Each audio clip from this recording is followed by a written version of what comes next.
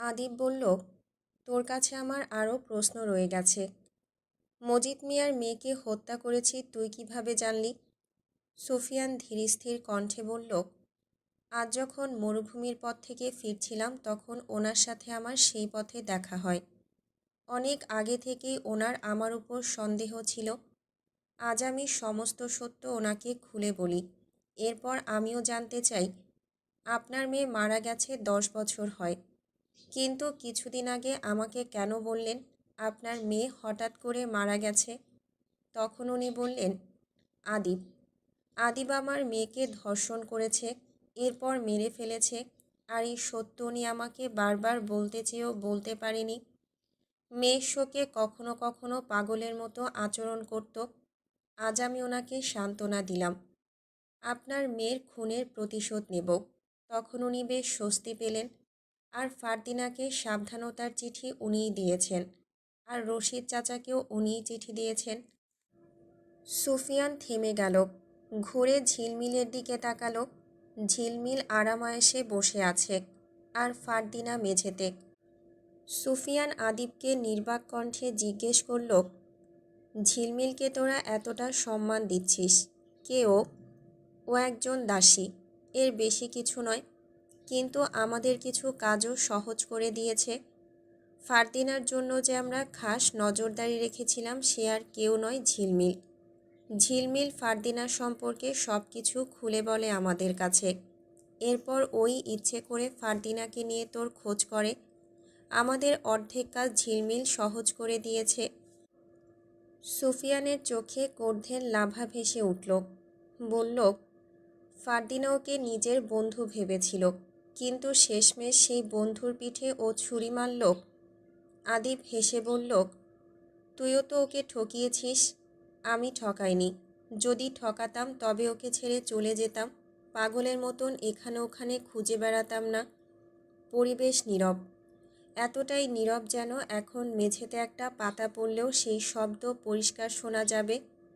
খাঁচায় বন্দি বাঘ চুপচাপ বসে আছে, ঠিক সেভাবেই যেভাবে ফারদিনা বন্দি। তার ফুপিয়ে ফুপিয়ে কান্নার শব্দ সুফিয়ান শুনতে পাচ্ছে। ঘুরে তাকাতেও লজ্জা পাচ্ছে তার দিকে। সুফিয়ান আদিবকে তাড়া দিয়ে বলল, এখন আমার প্রশ্নের উত্তর দে। আদিব বলল, মজিদ মিয়ার মেয়েকে ধর্ষণ আমি ইচ্ছে করে করিনি। পছন্দ করতো আমাকে, আমি করতাম না। কিন্তু ও যেন আমার পিছু ছাড়তেই চাইল না। একে তো সামান্য কৃষকের মেয়ে ছিল। হঠাৎ আমার মাথায় দুষ্টু বুদ্ধি চলে আসে ওকে ইচ্ছে মতো ব্যবহার করার। বিয়ের প্রলোভন দেখিয়ে ওর সাথে রাত কাটাতাম। একদিন আর দুদিন নয়, বহুদিন। এরপর একদিন জানতে পারি ও অন্তঃসত্ত্বা। আমি ভয় পেয়ে যাই, যদি আব্বা জানতে পারে তো আমাকে ভুল বুঝবে, গ্রামে দুর্নাম ছড়াবে। সেসব ভেবে আমি ওকে মেরে ফেলি। থেমে আবার বলল, এরপর আসি ফারদিনার মাঝরাতে গোসল করার বিষয়ে। বাক্যটি শুনে অকারণেই সুফিয়ানের বুকের ভেতর চাপ সৃষ্টি হলো। ঘুরে তাকালো ফারদিনার দিকে। ফারদিনা তার দিকে তাকাচ্ছে না, মাথা নিচু করে ফুপিয়ে ফুপিয়ে কাঁদছে তো কাঁদছেই। ফারদিনার কান্না সুফিয়ান সহ্য করতে পারছে না। ফারদিনাকে সান্ত্বনাও দিতে পারছে না। তার কাছে নিজেকে বড্ড অসহায় মনে হলো। আদিব বলল, ফারদিনার একটা রোগ আছে, রক্তনাশা নীলশোক। এই রোগটি শরীরের ভেতর একটা নীলাভ বিষকণা তৈরি করে, যা ধীরে ধীরে রক্তকে দূষিত করে। রক্ত দিনে দিনে কালচে নীল হয়ে যায়। আজ থেকে 2 বছর আগে ও হঠাৎ অসুস্থ হয়ে পড়েছিল। তখন একজন বৈদ্য এসব বলেন। আমরা অনেকভাবে চিকিৎসা করাই কাজ হচ্ছিল না, ও সুস্থ হয়ে ওঠেনি। এরপর গ্রামের সমস্ত বৈদ্যদের একসাথে ডাকি। ওনারা পরামর্শ করেন, বলেন এই রোগটি নিরাময় করা যাবে। তার জন্য শিশুদের রক্ত দরকার। বিষকণাটি শুধু শিশুদের বিশুদ্ধ রক্ত পেয়েই সাময়িকভাবে নিষ্ক্রিয় হয়, কারণ শিশুদের রক্তে জীবনী নীলকণা বেশি থাকে বলে ওনাদের ধারণা। এই রোগ বছরে মাত্র 3বার আক্রমণ করে, পূর্ণিমার পরের রাতে। শিশুদের রক্ত সবচেয়ে পবিত্র, দূষণমুক্ত, তাই রোগটিকে নিয়ন্ত্রণ করতে সেটাই দরকার হতো। বছরের ৩ পূর্ণিমার রাতের পর ওকে ৩টা শিশুর রক্ত দিয়ে গোসল করানো হতো। ওর অজান্তেই ওকে সেই রক্ত দিয়ে তৈরি ওষুধ খাওয়ানো হতো। রক্তের সাথে থাকতো ৭ ধরনের ফুলের নির্যাস, যাতে রক্তের গন্ধ না আসে। কিন্তু ফারদিনার এই রোগ আমরা কীভাবে নিরাময় করতাম সেসব ফারদিনা জানতো না। ও শুধু জানতো এটা একটা ওষুধ। শেষ সময়ে ফারদিনার জন্য কোনো শিশু পাচ্ছিলাম না। তখন আমরা শামসুলের ছেলেকে ওর কাছ থেকে কিনে আনি। আর সবার সামনে শামসুল আর ওর বউ এমন হাবভাব করত যেন ওদের সত্যিই কষ্ট হচ্ছে। টাকার লোভে পড়ে গিয়েছিল ওরা। গ্রামের শিশুদের আমরা ফারদিনার জন্যই হত্যা করতাম। আমরা কখনো ফারদিনাকে বিয়েও দিতে চাইনি, কেননা গদাধর পণ্ডিত বলেছে ওর যদি বিয়ে হয় আর ওর গর্ভে যদি সন্তান আসে তবে আমাদের বংশ ধ্বংস হয়ে যাবে। তবে ওকে বিয়ে দেওয়ার ইচ্ছা আব্বার কিছুটা হলেও ছিল। একমাত্র মেয়ে বলে আব্বা ওকে অনেক ভালোবাসতেন। সুফিয়ান ঘৃণ্য কণ্ঠে বলল, তোদের শিক্ষিত মানতাম, কিন্তু তোরা যে কুসংস্কার মানিস সেটা তো আগে জানতাম না। ফারদিনার যদি এরকম কোনো রোগ হয়েই থাকতো তবে নিরাময় করার জন্য হয়তো অন্য উপায় অথবা চিকিৎসা ছিল। যারা কুসংস্কার বিশ্বাস করে তাদের মতো নিকৃষ্ট মানুষ হয় না।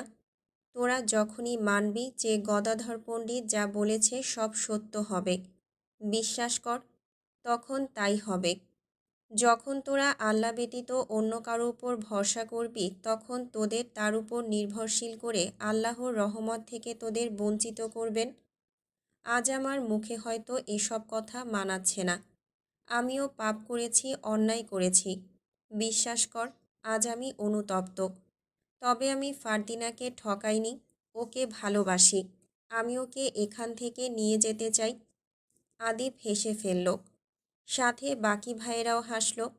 আদিব বলল, ওকে তো নিয়ে যেতে দেব না, আর ওকে নেওয়ার জন্য তো তোকে এখানে ডাকিনি। তাহলে? সুফিয়ান কিছুটা বিভ্রান্ত হলো। আদিব সহ 4 ভাই একত্রিত হলো। আদিব বলল, দেশ ও গ্রামবাসীদের তোর জীবিত অবস্থায় নিয়ে যেতে হবে তো। ওদের কোথায় আটকে রেখেছি দেখবি না? সুফিয়ান শুধু চেয়েই রইল, কিছুই বলল না। এরপর আদিব হাতের ইশারা করল। তার ইশারার সাথে সাথে একটা বড় লোহার দরজা খুলে দিল অনুচররা। খোলার সাথে সাথে কেরোসিনের গন্ধ ভেসে আসলো। দরজার সামনে আরও একটা কাটার মতো দরজা, তবে এর ভেতর দিয়ে ওপারের দৃশ্য পরিষ্কার দেখা যাচ্ছে। সুফিয়ানের চোখ পড়ল সর্বপ্রথম আজমাতের দিকে। ঘরটির ভেতরে খেলোসার মতন শুধু গ্রামবাসীদের মাথা দেখা যাচ্ছে। ওদের মধ্যে একজন মহিলা বলে উঠল, সুফিয়ান ভাই, আমার স্বামী তোমার লগেই কাম করে, ওনার নাম বদ্রু। তুমি আমাগো এইখান থিকা মুক্ত করো। সুফিয়ান বসা থেকে উঠে দাঁড়ালো। গ্রামের মানুষগুলোকে সেই বন্দি করেছে, বদ্রুর স্ত্রী সন্তানকেও সেই বন্দি করেছে। ওদের না জানি কত কষ্ট হচ্ছে। আজ যেন সুফিয়ান অন্যদের কষ্টগুলো উপলব্ধি করতে পারছে। অন্যদিকে নিজেকে অপরাধীও মনে হচ্ছে। বদ্রু, হাবলু, লাল মিয়া, সোলেমান ওরা যদি সত্যিটা জানতে পারে নির্ঘাত সুফিয়ানকে ভুল বুঝবে। সুফিয়ান নিশ্চিত হলো সেই ব্যাপারে। কেরোসিনের গন্ধ ধরে সুফিয়ান আদিবকে জিজ্ঞেস করল, কেরোসিনের গন্ধ আসছে কোথা থেকে? গ্রামবাসীদের শরীর কেরোসিন দিয়ে ভিজিয়ে দেওয়া হয়েছে, ভালো করে দেখ। দরজার সামনে অনুচর মশাল হাতে দাঁড়িয়ে আছে। ও যদি একবার মশালটা ঘরের ভেতরে ফেলে দেয় তবে সমস্ত গ্রামবাসীরা জ্বলে পুড়ে ছারখার হয়ে যাবে। সাথে তোর গ্রামও ধ্বংস করে দেবে ব্রিটিশ দল। শেষ হয়ে যাবে তোর বোন। আদিব এসব কেন বলছে এখনও সুফিয়ান বুঝে উঠতে পারল না। বিস্ময়কর হয়ে গেল। আক্রান্ত চোখে বলল, কিন্তু তোরা ওদের মারবি কেন? ওদের শরীরে কেরোসিন দিয়ে ভিজিয়ে রেখেছিস কেন? আদিবসহ 4 ভাই সশব্দে হেসে উঠল। অস্বাভাবিক হাসি। আদিব থেমে পুনরায় চেয়ারে বসল। সুফিয়ানকেও বসতে বলল। সুফিয়ান বসে। আদিব বলল, এবার তোর বাকি প্রশ্নের জবাব দিই। তুই প্রশ্ন করেছিলিস না? ফারদিনা আমাদের কাছে ছিল, তারপরও কেন তোকে মিথ্যা বলেছিলাম? জবাব হচ্ছে, আমরা যখন জানতে পারি তোর সাথে ফারদিনার সম্পর্ক, তখন আব্বাও জেনে যায় এসব। কিন্তু আব্বা তোদের সম্পর্কে রাজি ছিল। উনি বরাবরই সাহস আর নৈতিকতা দেখতেন। তোর বেলায়ও সেইটা। যদিও আমি যখন প্রথম তোদের কথা আব্বার কাছে বলি, আব্বা রাজি হননি। পরে কি যেন কি ভেবে মেনে নেন উনি। কিন্তু এর মধ্যেই তোর সম্বন্ধে আমরা প্রায় সবই জেনে যাই। তুই সিলমন হায়দারের ছেলে জেনেই বাবা চুপসে গিয়েছিল। তুই যেদিন বিয়ের প্রস্তাব নিয়ে আসিস, আব্বা তখন তোর সম্বন্ধে জেনে গিয়েছিল সব। তাই উনি কী করবেন ভেবে পাচ্ছিল না। আমি সেদিন মিথ্যে বলেছিলাম যে ফারদিনা আজমাতের সাথে বিদেশ চলে গেছে, আর আব্বা সত্যটা জেনেও চুপ করেছিল। কারণ উনি তোর সত্যটা জানার পর কখনোই ফারদিনাকে তোর ঘরে পাঠাতো না। ফারদিনার রোগটা নিয়েও আব্বা চিন্তিত থাকতো। সত্যি বলতে আব্বা ফারদিনার রোগ নিয়েও তোর সাথে আলাপ করতে চেয়েছিল। এরপর তুই রাজি হলে তোর সাথে বিয়ে দিত ওকে। কিন্তু সব কিছুই শেষ হয়ে গেল। আদিব কিছু চিন্তা করে আবার বলল, তুই যেদিন বিয়ের প্রস্তাব নিয়ে আসিস, ওদিন আমরা নিশ্চিত ছিলাম তুই সিলমন হায়দারের ছেলে। তারপরও তোর আসল পরিচয় এবং পরিচয় লুকিয়ে রাখার উদ্দেশ্যের গভীরে যাই আমরা। তখন পর্যন্ত ফারদিনা বন্দি ছিল না। আমাদের নির্দেশে ঝিলমিলকে আলাদা একটা ঘরে রেখেছিল। সুফিয়ান চুপচাপ বসে রইল, কোনো প্রতিক্রিয়া করছে না। থেমে আদিব আবার বলল, সব কিছু শেষ কিভাবে হয়েছে চল সেই প্রসঙ্গে আসি। তুই বিয়ের প্রস্তাব নিয়ে আসার পরদিন আব্বা শহরে চলে যায় একটা কাজে। আর ঠিক সেই দিন গদাধর পণ্ডিত আসেন আমাদের বাড়িতে। সাথে ছিলেন একজন বৈদ্য। ফারদিনা বেশ কিছুদিন ধরেই খাওয়া দাওয়া করছিল না। ভেবেছি হয়তো ওর আগের রোগ ধরা দিয়েছে। কিন্তু সেদিন ফারদিনার চিকিৎসা করলে বৈদ্য জানায় ওর গর্ভে সন্তান। উনি জানতে চান এই সন্তান বৈধ না অবৈধ। আমরা সত্যটা তখন বলে দিই। উনি তো ছি করতে করতে ঘর থেকে বেরিয়ে গিয়েছিলেন। কিন্তু শুধু গদাধর পণ্ডিত ছিল। উনি বলেছেন, ফারদিনা মহা পাপ করেছে, যে পাপের ক্ষমা নেই। ফারদিনার সন্তান যদি বেঁচে থাকে, তবে চিরদিনের জন্য শেষ হবে আমাদের জমিদারি। ধ্বংস হয়ে যাবে আমাদের বংশ। আর উনি যা বলেন সব সত্য হয়। আদিব থেমে যায়। সুফিয়ান এখন পর্যন্ত তার প্রশ্নের সঠিক উত্তর পায়নি। আদিব এবার একটা সিগারেট ধরিয়ে ফুঁকে বলল, ওনার কাছে জানতে চাইলাম এর সমাধান কি। তারপর উনি ভেবে বলেন, এই সন্তান কার? আমরা তোর কথা বললাম। তোকে একদিন গদাধর পণ্ডিত দেখেছিল। তোর রাশি বলেছিল অশ্বনী। ওনার মনে পড়ে তোর কথা। এরপর উনি বলেন, তোর অশ্বনী রাশি, তোর অবৈধ ফসল ফারদিনার গর্ভে। তুই যদি নিজের হাতে ফারদিনাকে হত্যা করে ফেলিস, তবে এই পাপ থেকে আমাদের বংশ মুক্তি পাবে। আর এই জন্যই আমরা কৌশল খুঁজতে থাকি তোকে দিয়ে কিভাবে এই কাজ করাবো। কারণ তুই ফারদিনাকে নিজের থেকেও বেশি ভালোবেসে ফেলেছিস। তাই তোর বন্দি করা গ্রামবাসীদের আমরা বন্দি করে ফেলি। এখন তুই ফারদিনাকে মেরে ফেল। কথাটা বলে আদিব থামতে না থামতেই সুফিয়ান লাথি মেরে আদিবকে ফেলে দেয়। আদিব চেয়ার থেকে মেঝেতে পড়ে যায়। ঝিলমিল সহ সবাই চমকে উঠল। সুফিয়ান দ্বিতীয়বার আদিবের কলার ধরে মাটি থেকে তুলে বলল, তোর কত বড় সাহস, ওকে মেরে ফেলতে বলিস, শুয়োরের বাচ্চা। রায়ান আড়িবেশে সুফিয়ানকে সরাতে চাইল, কিন্তু সুফিয়ানের শক্তির কাছে পেরে উঠল না। সাইম তখন চেঁচিয়ে বলল, সুফিয়ান, ওকে ছাড়, নয়তো গ্রামবাসীদের পুড়িয়ে ফেলব। সাথে তোর গ্রামের হাজার হাজার মানুষ, সাথে তোর বোনও শেষ হবে। সুফিয়ান থেমে গেল। আদিবের কলার ছেড়ে দিল। আদিব নিজের কলার ঠিক করে চেয়ারে বসল, যেন কিছুই হয়নি। সুফিয়ান বলল, নিজের বোনের সাথে কোন ভাই এরকম করতে পারে? ছি! বোন যদি সংস্কারের বাইরে যায়, তো সেই বোন রেখে লাভ কি? ফারদিনার কোনো দোষ নেই।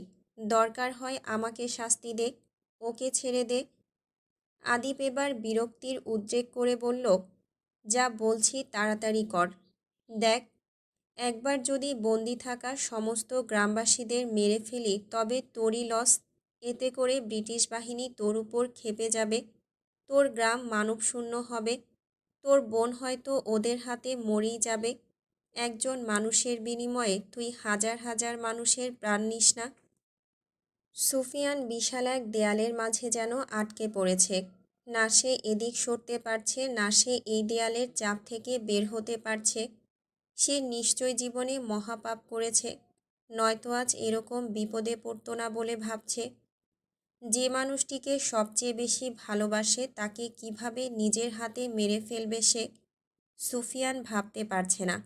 হাত পা কাঁপছে, পায়ের নিচের মাটি যেন সরে যাচ্ছে। মৃত্যুর সামনে মানুষ যেভাবে ছটফট করে, সেও যেন আজ সেভাবেই ছটফট করছে। তবে তার যন্ত্রণা যেন কেউ দেখছে না। ভেতরটা শব্দে শব্দে ভেঙে যাচ্ছে। প্রতিশোধের বিষাক্ত নেশা কখনোই পুণ্যের হয় না, আস্থা হাড়ে হাড়ে টের পাচ্ছে সে। অনুতপ্তের অনুতাপে জ্বলছে সুফিয়ান, চোখে জল। আদিপ সুফিয়ানের মুখোমুখি হয়ে আবার বলল, যা বলছি দ্রুত কর, নয়তো গ্রামবাসীরা পুড়ে মরবে, তোর গ্রাম ধ্বংস হবে, তোর বোন শেষ হবে। তুই যদি আজ ওকে নিজের হাতে না মারিস তবে আমরা মেরে ফেলব। সুফিয়ান গর্জনের সাথে বলল, ওকে মেরে ফেলার কথা একদম বলবি না। থেমে সুফিয়ান নরম গলায় বলল, দেখ ভাই, কুসংস্কার বিশ্বাস করতে নেই, এসব অন্ধবিশ্বাস। এগুলো মানলে তোরা ধ্বংস হবি। রায়ান সুফিয়ানকে ধাক্কা দিয়ে বলল, তুই কিন্তু আমাদের অনেক ক্ষতি করেছিস, তারপরেও কিছুই বলছি না, কারণ তোর ক্ষতিও আমরা করেছিলাম। তুই কিন্তু তার চেয়ে বেশি করেছিস, আমাদের গ্রামকে মানবশূন্য করে ফেলেছিস, ব্রিটিশ বাহিনীর সাথে হাত মিলিয়েছিস। সুফিয়ান বলল, ওরা আমাকে বাধ্য করেছিল, আজ তোরাও আমাকে বাধ্য করছিস নিকৃষ্ট কাজ করার জন্য। আমি অন্যায় করেছি, পাপ করেছি, তোরা পাপ করেছিস, আর সেই পাপের খেসারত ফারদিনাকে দিতে হবে। তুই পাপ করেছিস আর এখন সেই পাপ থেকে আমাদের বংশকে মুক্ত তুইই করবি, সায়েম বলল। সুফিয়ানের চোখ দুটো জলে ডুবে গেছে। কুদ্দুস কাঁদছে। সাহস করে আদিবদের বিরুদ্ধে সুফিয়ানের হয়ে কিছু বলতে পারছে না। আজ খুব করে কুদ্দুস রশিদ তালুকদারকে মনে করছে। সে থাকলে নিশ্চয়ই আজকের এই দিন দেখতে হতো না, কখনোই না। একবার সাহস জোগাড় করছে কিছু বলবে করে, পুনরায় সেই সাহস যেন সমুদ্রের অতলে তলিয়ে গেল। তাদের কথোপকথন শুনছিল বন্দিঘর থেকে আজমাত। আজমাত সুফিয়ানের উদ্দেশ্যে তীর্যক কণ্ঠে চেঁচিয়ে বলল, সুফিয়ান, আমাদের মেরে ফেলুক, যা কিছু হয়ে যায় যাক, ফারদিনাকে কিচ্ছু করো না। সুফিয়ান বন্দিঘরটির দিকে এগোতে চাইল। তাৎক্ষণিক মশাল হাতে অনুচর সুফিয়ানকে ভয় দেখানোর জন্য মশালটি ঘরের ভেতরে হালকা করে ফেলে আবার তুলে নিল। সুফিয়ান যেন হোঁচট খেয়ে দাঁড়িয়ে পড়ল। আদিব বলল, ঘরটির দিকে এগোস না, দেখছিস না কাটার দরজা আছে। তুই ফারদিনাকে মেরে ফেল, এরপর ওদের মুক্ত করে দেব। গদাধর তোকে মারতে বারণ করেছে, নয় তোকেও মেরে ফেলতাম। থেমে গেল সুফিয়ান। গ্রামের অসহায় মানুষগুলোর নিঃশব্দের চিৎকারগুলো ভেসে আসছে তার কানে। একদিকে ব্রিটিশ দল, অন্যদিকে আদিব, একদিকে তার বোন। সব ছাড়িয়ে যেন আজ ফারদিনা তার থেকে অনেক দূরে চলে যাওয়ার সিদ্ধান্ত নিয়েছে। এই সিদ্ধান্ত একান্তই নিয়তির। ফারদিনা ছটফট করছে না। সুফিয়ান ফারদিনার সামনে গেল। আজ যেন বাতাসও থমকে শুনতে চাইছে, একজন মানুষ নিজের প্রিয়জনকে হারানোর ঠিক আগে কিভাবে ভেঙে পড়ে। ফারদিনা তাকালো অবশেষে সুফিয়ানের দিকে। ভাঙা কণ্ঠে পৃথিবীর সবটুকু ব্যথা নিয়ে বলল, আমাকে শেষ করে ফেলো, মুক্তি দাও আমাকে। সুফিয়ান অসহায়ের মতো তাকিয়ে আছে ফারদিনার দিকে। তার সামনে সেই মানুষটি, যাকে সে পৃথিবীর সব কিছুর চেয়ে বেশি ভালোবাসে। কিন্তু আজ সেই মানুষই তাকে বলছে, এগিয়ে যেতে, শেষ করে দিতে তাকে। হঠাৎ তার মনে হলো পৃথিবীর সবচেয়ে নিষ্ঠুর আদেশও বোধহয় এমনই শান্তভাবে বলা হয়। তার হৃদয়ের ভেতর একটা অদ্ভুত ঝড় শুরু হলো। ভালোবাসা, অপরাধবোধ, শূন্যতা, অসম্ভব কষ্ট, সব কিছু একসাথে আছড়ে পড়ল। সে অনুভব করল সে যা করতে যাচ্ছে তা শুধু একজন মানুষকে শেষ করা নয়, বরং এটা যেন নিজেরই একটা অংশকে ধ্বংস করা। বুকের মধ্যে একটা ভারী চাপা যন্ত্রণা জমে উঠল। শ্বাস নিতে কষ্ট হচ্ছে। সুফিয়ান বসে হাঁটু ভাঁজ করে ফারদিনার সামনে, কাপা হাতে গাল দুটো স্পর্শ করল তার। ফারদিনা তখন সমস্ত কষ্ট আবিষ্কার করে কেঁদে উঠল। সুফিয়ানের হৃদয়টাও কেঁপে উঠল। ফারদিনা অশ্রুমিশ্রিত কণ্ঠে বলল, আমার খুব ইচ্ছা ছিল তোমার সাথে সংসার বাঁধার, তোমার সাথে সারা জীবন থাকার, কিন্তু দেখো, নিয়তি আর আমায় বাঁচতে দিল না। পারলাম না তোমার সাথে সংসার বাঁধতে। দীর্ঘ হলো না আমার স্বপ্নরেখা। আমি বলতাম না, দেখো, একদিন তোমাকে ছেড়ে আমি চলে যাব। সেই দিনটা সত্যিই চলে এসেছে। আর তোমাকে কেউ সারাদিন বিরক্ত করবে না। তোমার সাথে ঘুরতে যাওয়ার বায়না কেউ ধরবে না। তুমি বলতে না আমাকে মেরে ফেলবে, মজা করে বলতে, তাই না? আর আমিও তখন বলতাম, তোমার হাতে আমি মরতেও রাজি, শান্তি পাব। তোমার সাথে সংসার হলো না, তোমার থেকে গোলাপ পাওয়া হলো না, জনম জনম কাটানো হলো না, আফসোস নেই আমার। সত্যি, তোমার হাতে মরতে পারবো ভেবেই আনন্দ হচ্ছে, খুব আনন্দ হচ্ছে। তুমি আমাকে মেরে ফেলো, ওই রাক্ষসগুলো নয়তো সব শেষ করে ফেলবে। তোমাদের গ্রামের হাজার হাজার মানুষ ব্রিটিশ বাহিনী শেষ করে ফেলবে। পরে কি হবে? আলিমনগরও থাকবে না, সিন্ধুতলিও থাকবে না। আমাকে বাঁচানোর বিকল্প কোনো পথ নেই। সুফিয়ান ফারদিনাকে নিজের বুকের সাথে জড়িয়ে ধরল। ফারদিনা ফিসফিসিয়ে বলল, তুমি আমাকে প্রতিশোধের জন্য ব্যবহার করেছিলে। বিশ্বাস করো, শুনে আমি এতটুকু কষ্ট পাইনি, কারণ আমি তোমাকে এতটাই ভালোবেসেছি যতটা ভালো বোধহয় কেউ বাসে না। ভালোবেসে পাপ করেছিলাম তো, তাই আজ এমন দিন দেখতে হচ্ছে। আক্ষেপ রয়ে যাবে এখানে। তোমার আর আমার ভালোবাসা পূর্ণতা পেল না। তোমার বাঁশির সুর আর শোনা হলো না বাঁশিওয়ালা। সুফিয়ান ফারদিনাকে আরও জোরে জড়িয়ে ধরল, যেন ছেড়ে দিলেই মানুষটা হারিয়ে যাবে। ভীষণ কষ্ট হচ্ছে তার, কোনোভাবে এই যন্ত্রণা দমানোর মতো নয়। আদি বালিঘড়ির দিকে তাকিয়ে বলল, সুফিয়ান, সময় যাচ্ছে। আজ পূর্ণিমা, আজকেই তোর ওকে শেষ করতে হবে। তুই কাজটা না পারলে বল, আমরা দেখছি বিকল্প পদ্ধতি পাই কিনা ওকে মারার। সুফিয়ানের সামনে আর কোনো পথ নেই, সমস্ত রাস্তা বন্ধ। সে ফারদিনাকে না মারলে ওরা মেরে ফেলবে। এখান থেকে বের হওয়ারও কোনো পথ নেই। যতক্ষণ না সে ফারদিনাকে মেরে ফেলবে ততক্ষণে পথ সৃষ্টি হবে না। বন্দিশালায় বন্দি থেকে সারা জীবনের জন্য ফারদিনাকে বুকের মাঝে রেখে চিরনিদ্রায় শায়িত হবে ব্যাপার না, কিন্তু তারাও শেষ হবে। অন্যদিকে 2 গ্রাম ধ্বংস হবে। সে চাইছে না সব একসাথে শেষ হোক। আবার ভাবছে সেও এক্ষুনি মরে যাবে একসাথে। সুফিয়ান ইতিমধ্যে দিকবিদিক জ্ঞানশূন্য হয়ে গেল। ফারদিনা বলল, মেরে ফেলো আমায়। সুফিয়ান ফারদিনাকে সরিয়ে সামনে নিল। তার কপালে চুমু খেয়ে বলল, পাপ করেছি, পাপের প্রায়শ্চিত্ত করতে হচ্ছে। তবে তুমি কোনো পাপ করে থাকলে আল্লাহ যেন সেই পাপের ভাগিদার সম্পূর্ণ আমাকে করেন। তুমি না হয় পরপারে ভালো থাকবে। যদি সুযোগ হয় আল্লাহর কাছে দোয়া করবে আমাকে যেন পাও। থেমে সুফিয়ান আবার পাগলের মতন আচরণ করে বলল, না, তাও সম্ভব হবে না, কারণ তোমাকে তো হালাল বন্ধনে আবদ্ধ করতে পারিনি। কি কপাল দেখো, তোমাকে পরপারেও আর পাওয়া হবে না। থেমে আবার বলল, যে হাতে তোমাকে গোলাপ দেওয়ার কথা ছিল সেই হাতে আজ তোমাকে মারতে হবে। ফারদিনা কাঁদল, বলল, ওদের কুসংস্কার আর সংস্কার একদিন ধ্বংস হবে। অবৈধ সম্পর্ক পাপ, তার থেকেও বড় পাপ মানুষ হত্যা করা। ওরা একদিন বুঝবে। সুফিয়ান পুনরায় ফারদিনাকে নিজের দিকে টেনে নিল। তার সাথে কাটানো মুহূর্তগুলো হঠাৎ চোখের সামনে ভেসে উঠল। সে আর কিছু ভাবতে চাইল না। ফারদিনার নাক মুখ একসাথে চেপে ধরল। তার শ্বাস প্রশ্বাস আটকে গেল। ফারদিনা বাঁচার চেষ্টাও করল না। যাকে সবচেয়ে বেশি ভালোবাসলো আজ তার হাতেই মৃত্যুবরণ করল।